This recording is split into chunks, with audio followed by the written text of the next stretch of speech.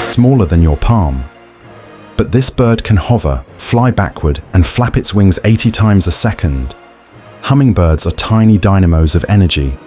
Their heart beats over 1,200 times per minute, and their wings move so fast they hum, hence the name. They survive on nectar and eat constantly, visiting up to 1,000 flowers a day. They also eat small insects for protein, especially when feeding young. Despite their size, they're extremely territorial, even attacking birds much larger than themselves. Their iridescent feathers don't have pigment. They reflect light like a prism. From their aerial agility to their glittering feathers, hummingbirds are nature's flying jewels.